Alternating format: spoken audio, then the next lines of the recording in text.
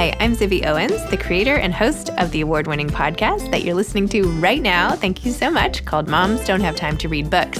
It is a daily podcast, 365 days a year, and each day we talk to an author about all of the things related to their career, their book, their life, and more in 30 minutes or less, because who has time?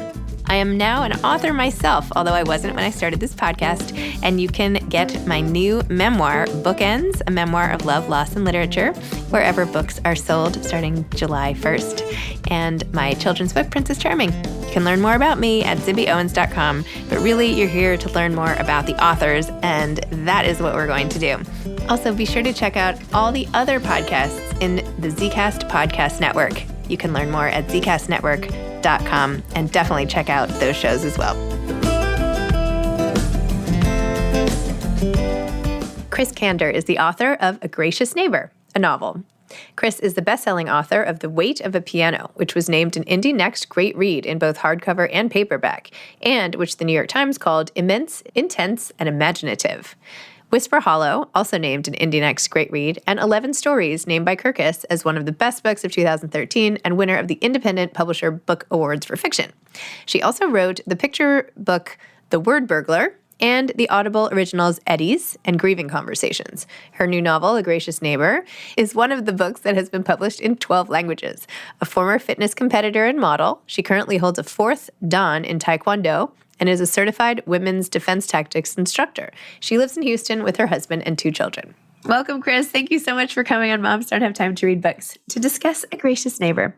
Thank you for having me. I'm glad to be here. You had such an interesting inspiration for your novel, A Gracious Neighbor, which you outline in your author's note, but I was hoping you could talk more about the short story that inspired your novel. Yeah, so my daughter was then a senior in high school, and she came downstairs. She was doing a homework assignment for her English class, and she said, "Mom, you've got to read this story. It's so good."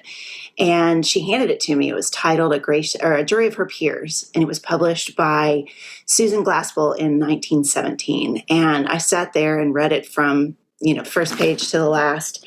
And she was right. I thought it was amazing. It was an early feminist work. It dealt with these women, the wives of a sheriff and a neighbor who were going to the home of an accused murderess to investigate. The men were going to investigate the murder. The women were brought along to find articles of comfort to take to her in jail. And what happened in the story is that while the men were stomping around upstairs at the scene of the crime, the women slowly began to put the clues together. And because of their empathy for what she must have been going through, they realized that, in fact, she had killed her husband, but in their minds, the murder was justified. And they squirreled away the evidence that the men, if they had been smart enough to look elsewhere, except for in the bed where the strangulation happened, they would have found it and convicted her. And I just thought it was such an interesting idea of how these women, started out in the beginning of the story judging her and assuming that she was guilty, but not understanding why. And then slowly coming to the realization that, they were not that different. They were all going through the same kinds of things. And so 100 years later, we're at the beginning of a pandemic, and I thought it would be really interesting to look at those same themes from the context of the neighborhood where I was quarantining, where I live and have lived for the last 17 years. So it was a really cool way to, examine the changes and maybe the things that haven't changed in that 100 years since the original story was published. So does that mean it's the same little league team and everything as your son? Do you have a son on the Diamondbacks or whatever it's called? Diamond something or other? He was on the Diamondbacks when he was 7. Yeah. Like this, I bet this is plucked from life. There were quite a few things that were plucked from real life, but I always am careful to emphasize that the characters were completely, imagined and made up based on things that I had witnessed and filed away for a later use, but not meant to incriminate any one person or to represent any exact individual. Well, I like how you go back to when they first meet. So Minnie and Martha are friends from high school, or they knew each other from high school. And the way you portray it when like this beautiful new girl comes to town with all this mystique around her, right? Because I feel like so many people can relate when the new person comes in and you have all these assumptions, or you wonder about what that person's life is or how glamorous it must be or whatever. And then to see that person sort of go through time. Right? We have this like whole funny, like peaked in 7th grade thing for our yearbook. You know what I mean? Like how some people, like what happens to the shining star, the person who, with all the intrigue as they age, does it stay with them or does it not? Yes. And I didn't have an exact moment like that in high school, but I felt very much throughout, many qualities that Martha exhibited, I have personally experienced, and feeling a little bit out of it, out of the popular group in high school and looking in. And so it was easy to imagine her imagining the lives of somebody, the new girl, and then having her come back and it was, the whole book is obviously written from Martha's perspective for a reason, because I wanted her to be a little unreliable. But I also felt like, we are mostly only able to experience the world through our own experiences, our own points of view. And so I wanted the reader to have the experience of living in Martha's world and misjudging the people around her the way that she does. And so, having her characterize Minnie rather than Minnie characterizing herself was an integral part of doing that, trying to achieve that one-sided misperception and how that evolved over time. I mean, I think the whole story, even up to the present day when they're neighbors with families and everything, it just speaks to how much people assume that they know things about other people from what they can see, when that's so not true. There's so much more, and you never know. Yeah, exactly. Even if someone's really, transparent or forthcoming about their personal details in life, I mean, you just can't know what goes on behind closed doors. Yeah. And it also, of course, examines when is it okay? When is it okay to take a life? Or when is it okay to, like, when is it self-defense? What are the boundaries of that? And when are you supposed to get help and when are you not? All of those themes, I feel like, percolate. Oh, yeah. And I've had people read the book and say, write to me or ask me, what happened afterwards? And I don't know, because I was writing the novel with the idea that I would end it roughly where the short story ended. And so in that case, it's not developed either. What happens to Minnie? Is she convicted? Does she get away with it? And then that moral quandary that you bring up, is it right? Was she justified? Were the women justified in hiding the evidence? Yep. And I deliberately didn't answer that question because I don't know that there is an answer. What do you think? I don't know. I mean, I had a lot of empathy for Minnie, the Minnie in the original story and the Minnie that I created, because she was clearly subject to a lot of abuse at home. And, but I don't know if it was justified. I don't think I would have made that same choice. I don't go around and in practice murdering people that wrong me, but clearly she did. And so, I really appreciated the fact, though, that Martha came to her defense at her own peril. Yep. Because even though it's not explored in the book, there exists the question of what happens if Martha is discovered having absconded with the evidence that would convict Minnie. And I admire her bravery and her choice, but I don't know that I would emulate it or that I think it's right. I just interviewed last week Deanna Raybourn, who wrote Killers of a Certain Age. I don't know if you've read it, but it's about 4 60-year-old women who had like 40-year careers in essentially like CIA type activities, killing people. And how when one person was recruited, they said, and she said, okay, you can make me a killer. And they said, oh, you have that in you, but it's just us to take it out. And so when I was talking to her about it, I was like, well, how do you know you're born a killer? And she's like, well, everyone has something for which killing is completely justified. Like you say, like I could say, oh my gosh, I would never kill someone. And she was like, but wouldn't you kill for your kids? Yeah. And I was like, oh, well, yeah, Exactly. For my kids, no problem. For this. And then you take somebody like Minnie, and it doesn't make someone a killer, but if you're if you're literally like fighting for your life or self-defense, or just when you're so trapped and your whole life depends on it, you end up having to do things that like maybe you don't feel you're capable of. And then how do other people put that together with their perception of you as a person? Maybe maybe it's just this underlying thing. Not to say we're all out there being murderers. This is coming out wrong, but that when put in a certain situation, we all have to do that. And I think what you said is very true about, and what the other author, and that book sounds amazing. I'm going to read it. Most women would say that they would kill for their kids. I mean, that it's funny how we'll flip a switch from, no, I could never do that, to, oh, you're going to hurt my kids. Just watch. Yeah. And I also am a self-defense instructor and a martial artist. And so, it's kind of interesting that you were talking about, self-defense and what links would you go to? Because I've actually spent a great deal of time, probably more than the average writer, thinking about the links that I would go to under what circumstances. Part of the reason that I became a martial artist is because I was attacked when I was 19. And so, I had to fight my way out of that situation, and it changed me forever. And I didn't kill my attacker, but I've often wondered, if I had not been able to get away and I'd had to keep fighting, how far would I have gone? And it's true that in that moment when it's life or death, there's a switch that goes and it gets flipped. And so I didn't mean to take this dark turn in this talk about a gracious neighbor, but no, it's all linked, right? This is like, wait, that's terrible that happened. Can you tell me what happened? Where were you? What happened? I was studying abroad in Spain. And actually it's interesting because I had been carrying this around forever and not having written about it, but having talked about it a lot, because I use the attack itself as a scaffolding model for how an attack will occur when I teach these classes. But I've decided last year that I was ready to examine it a little bit more closely. And so it's become the basis of my new novel, the one that I'm working on now, The Young of Other Animals.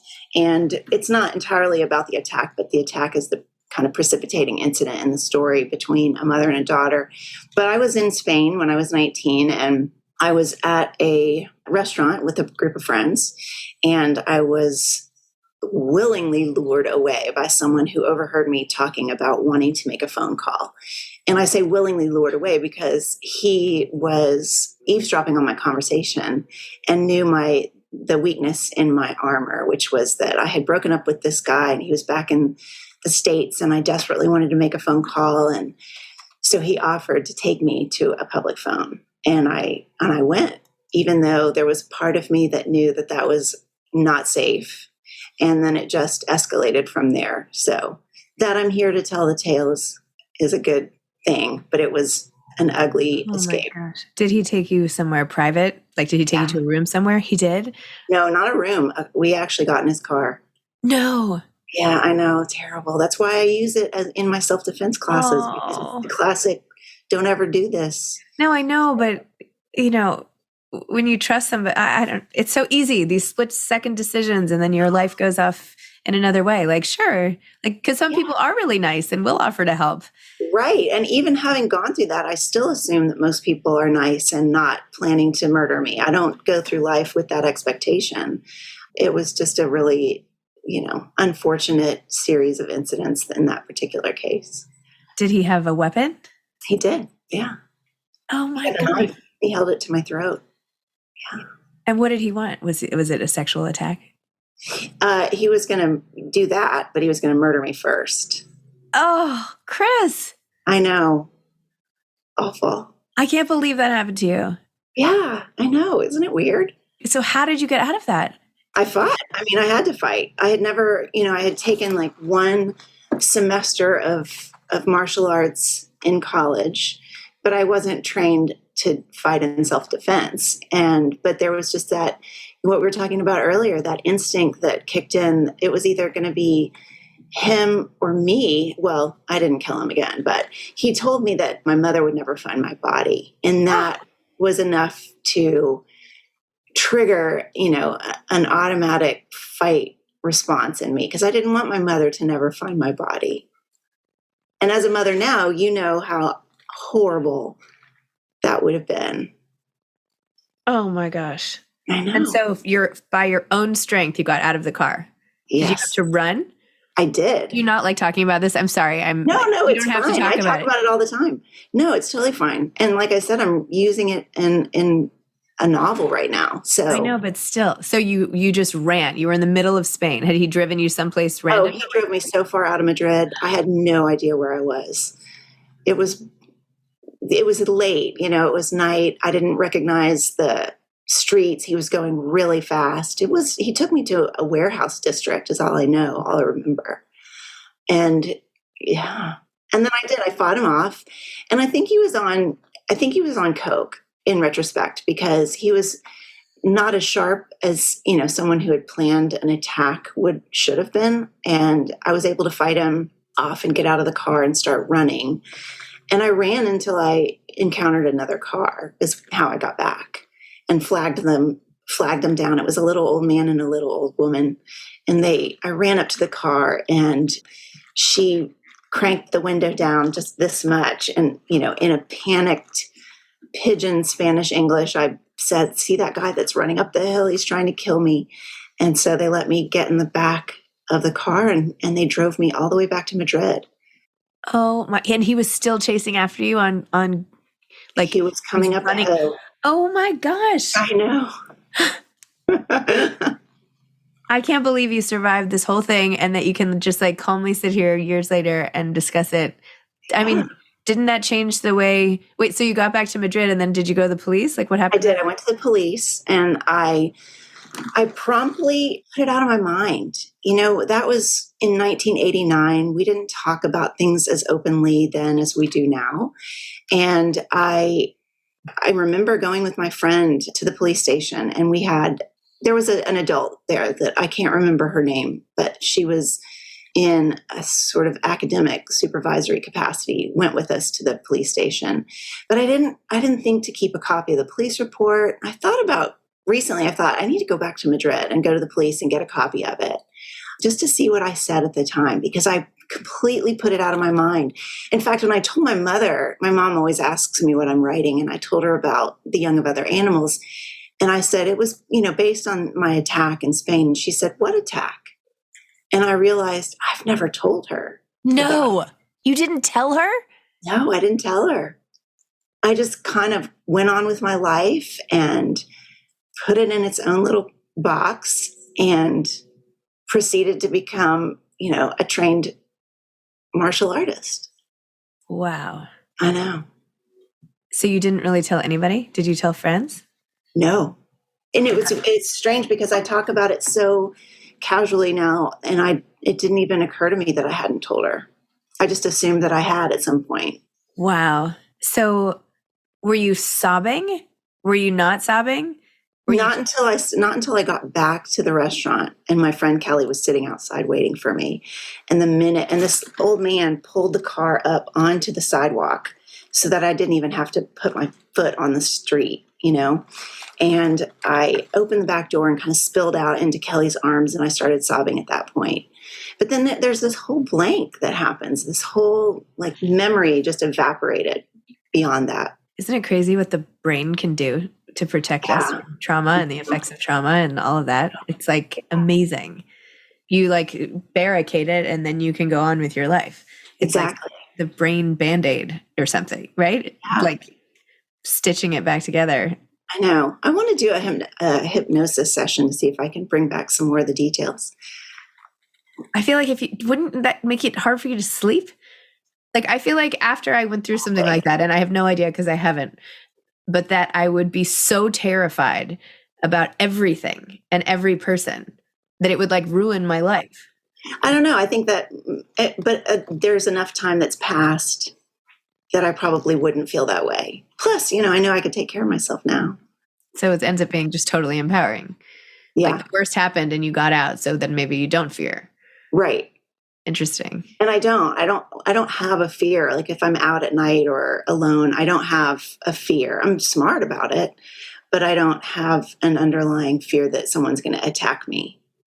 And how are you using this for your next novel? Tell me about that. So it's interesting. We're going to have to save this interview for that book. Okay, sorry. No, truly, it starts out with that attack with the main character. Well, one of the two. It's binary. It's the mother and the daughter, Paula and Mary, and Paula has just fled from the scene of this attack. And I started it with just the idea that, okay, maybe I'm ready to fictionalize this and look at it in terms of that divorce between my personal experience and writing it as though it had happened to somebody else. But she's exactly my age. It was the same year. There were enough similarities that writing it was tense. I still did it.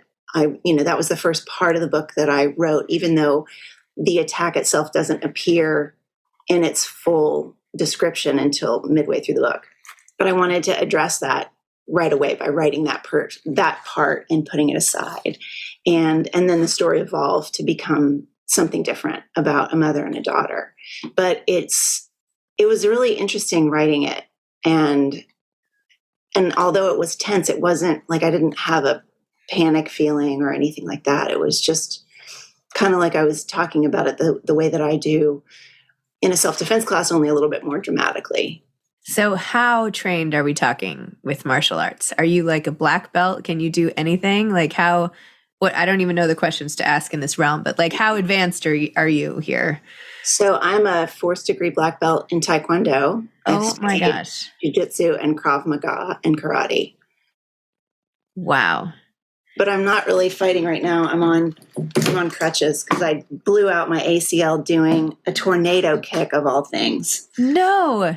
Yes. So I had surgery a week ago today, as a matter of fact. Oh. Well, that's a pretty badass way to blow out your knee, I have to say. That's better than falling off the stairs. Right? It's like, if you're going to do it, that's way cooler than like skiing or, like, wow. Well, I'm sorry you have to go through that, but that is really amazing to be literally a warrior. You're like a modern day, like Shira or one of these, like, seriously, you don't hear that very often. That's amazing. I love it. I'll take that title. Okay. You can have it. Thank you. my little guy is into martial arts, and so he did Taekwondo last year, and now he's doing jiu-jitsu, and I've like been started following all of this with avid interest. Oh, good. Does he love jiu-jitsu? He's liking it. He just started because it's the beginning of the year, but so far so good. Good. Hopefully, one thing that I love about martial arts is that it's not just an athletic pursuit. It's really about all the other aspects, the honor that goes into it, the courtesy, the strategy, the intelligence that you develop when you are using these skills for good and not for evil. It's very cool. I hope he continues. So where do you teach all your classes? So I used to teach them at my dojang, but our physical dojang closed during the pandemic. We've been practicing outside. So I do private classes for people wherever. Can you do it remotely or not? Not really. It's very hands-on. Yeah. Wow. I was going to say you should teach. We just started offering Zibby classes. That'd be awesome. Like a self-defense class. Maybe there's I could give a lecture, but I can't do self-defense. Could you do a workshop? Could you do a workshop? Yeah. Something. I feel like everyone would need that. Like kids. I love teaching women because I feel like, and I've had some stories. I've had people come back because I've been teaching it since like 2013 maybe. And I've had stories, women come back and say, what you taught me, the permission you gave me to fight may have saved my life. I had this experience. And so I love that people just, the first time that they think about self-defense isn't during the emergency. If they can do it ahead of time before anything bad ever happens, they might not ever have to know it because it can teach them so much about avoiding circumstances, not just getting out of it once they've already happened. I think you should do a little workshop, and I think everybody should take it. It's so important, right? It is. Like just like an hour or something, or however long you need. Yeah. I don't know. That would be so useful. Oh my gosh. Okay, back to A Gracious Neighbor for a minute. So do you feel that examining all these issues has in part sort of let you lay some of this to rest, some of these questions of what people are willing to do, or what do you like now that it's written? How do you feel about it? Like the messaging of it, or just how is it having it out in the world and all of that? I love that it's out in the world. I love I loved the experience of writing it. It went really quickly compared to my previous novels. And one of the things that I took away was what we mentioned earlier about not judging people and not assuming that we know what's happening behind closed doors, because I always thought I was pretty enlightened and pretty generous in my assumptions about people. But when I was writing it, I realized that no, I pretty easily fall into the trap of making a snap judgment. And it gave me an opportunity to examine that quality in myself and to try to make adjustments. And so I've been consciously, ever since since I was in the throes of writing the book, I've consciously decided not to assume that I know something about people. And it's an old cliche, but it's true that everybody's going through something. And so to default to that instead of anything else is how I'm making an effort to be more generous in that way. And is that why you've taken to interviewing other people? Finding out more? What do you mean? Because I interviewed you for that Real Simple Story. Yeah. I mean, I've done that kind of freelance writing for years. So I've always loved interviewing other people. I love, finding out their interesting stories and histories. But no, I think that it hasn't reflected in that way because that hasn't really changed so much, but just in my own personal, interactions, day-to-day interactions with people, and trying to be more open-hearted about everyone and my relationship with them. That's wonderful. And just going backwards in time for 2 seconds, how did you begin your novelist career? How did you get that started? I'd always wanted to be like you, always wanted to be a novelist. And I started out writing nonfiction for magazines for years. And I always had this in my mind that I wanted to tell a longer story. And I didn't have one in mind in particular, but I knew that it was something that I wanted to try. But I didn't feel confident that I could do it because I had not been trained. I didn't study creative writing. I wasn't even a real student of literature, not officially anyway. And so I didn't feel like I was qualified. And what it was that finally triggered it was a dream of all things. I woke up from a really vivid dream in which I had been taken by some sort of chaperone or guide or something to a house, and it was for a reading. And it was like the ghost of Christmas future almost, because we went into this place and nobody could see me, but I could see everybody else. And there was, a table and a beautiful candelabra and stacks of books. And the guide beckoned me over and said, I want you to look closely at these. And they were all stacks of books with my name on them. And I had this, have you ever had a lucid dream where you become aware of the fact that you're dreaming? Yeah. And in the dream, I turned to this guy and said, can you get me something to write with? Because I know I'm going to wake up, but I at least want to copy down the titles and see, what I've got, ahead of me. And he said, you don't need to write anything down. Everything that you need is already inside of you. And I woke up and I got the chills all over. I know, right? And so I woke up and I started writing my first novel that very next day. Oh my gosh. Yes. Wow. What a story. Yeah. Okay. What advice would you have for aspiring authors? Well, get yourself a Ghost of Christmas future. Yeah. Have the best dream of your life. And yes, have the best dream of your life and then just boldly go forward. I think that, so just drawing upon what I just said, I was holding myself back because of lack of confidence, but I became confident as a novelist by writing novels. And so I think that people don't have to wait until they're credentialed to actually begin the practice and the art of writing, because it takes both. It takes, tenacity. It takes a lot of time, a lot of revision, a lot of, just the way that a pianist would never dream of going on stage without many years and many, many hours of practice alone. I think that writing takes the same kind of discipline. And it, I would say don't expect the first manuscript to be magical enough to get, risen to the top like cream. but just expect that it's going to take a lot of time and work. And eventually the people that continue to practice it will get better at it and will get other people interested in their work. So start now.